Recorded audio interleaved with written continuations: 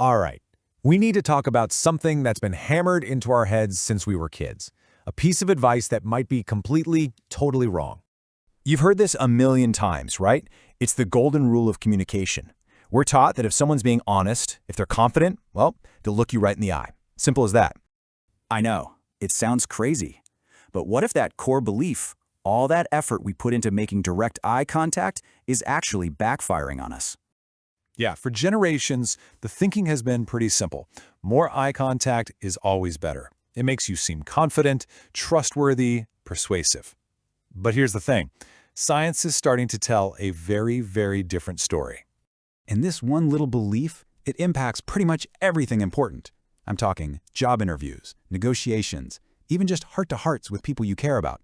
And now, in our world of nonstop video calls, the pressure to get this right is just cranked up to 11. Okay, so let's dive right into the place where this gets super awkward for everyone. The video call. Common sense tells us to do one thing, but the science, well, it points in a direction you'd probably never, ever guess. This is so counterintuitive. We're all told to find that little green dot on our laptop and just stare right into it. But get this, a study found that to actually create the feeling of eye contact, you should be looking slightly below the camera. And the science is incredibly specific about it. The sweet spot is just a tiny 2-degree angle below the camera. It sounds like nothing, right? But apparently it makes all the difference in how you come across. So, why on earth does this work? Well, it's all about mimicking real life. When you look just a little bit down, your gaze naturally lands around the bridge of the other person's nose, on their screen. This lets their brain take in your whole face, your eyes, your expressions. It feels more human, more natural than that intense, unblinking stare you get from looking into a lens. All right, if you thought that was weird, hold on. Things get even stranger when we're not just trying to connect, but when we're actually trying to change someone's mind. This is the next big myth we need to bust. The idea that if we just lock eyes with somebody, hold their gaze, they'll become more open to our ideas, that our powerful stare will win them over. Yeah, not so much. A fascinating study in the journal Psychological Science found the complete opposite.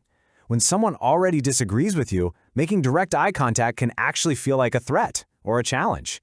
And what happens? They just dig their heels in even deeper. It makes them more resistant. And the results from the study were striking.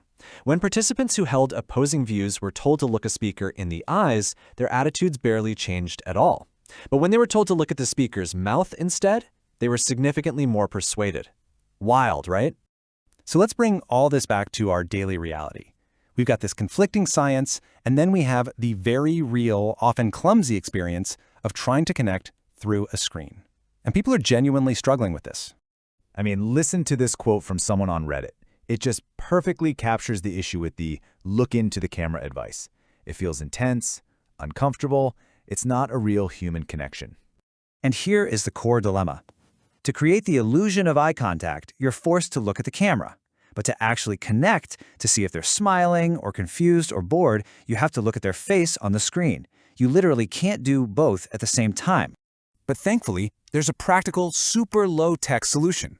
Just take the video window of the person you're talking to, shrink it down a bit, and drag it to the very top of your screen, right under your webcam. That way, you can watch their face and still appear to be looking right at them. Problem solved. Okay, so we've questioned the old rules. We've debunked the myths. Now let's build a new, smarter way to think about eye contact, both online and in the real world. First things first, it is not a staring contest. Remember, the goal is connection, not intimidation. And that brings us to a really simple, powerful guideline, the 50-70 rule. So here's how it works. When you're the one talking, aim for eye contact about 50% of the time.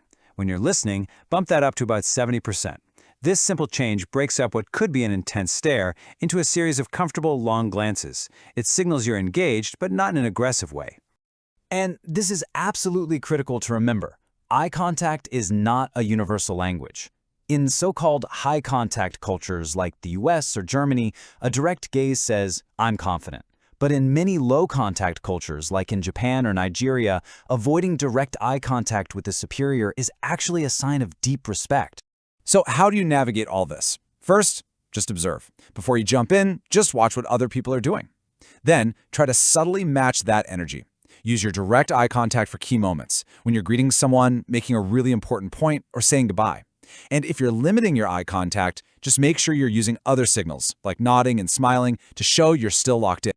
At the end of the day, we have to move past this rigid, one-size-fits-all approach. Being a great communicator isn't about following a rule book. It's about being intelligent enough to read the room, understand the context, and adapt to build a real connection. And that really leaves us with one final question to ask ourselves in every interaction we have. What's the real goal here? Are you just checking a box and following some old rule? Or are you actually trying to see and hear and connect with the person right in front of you?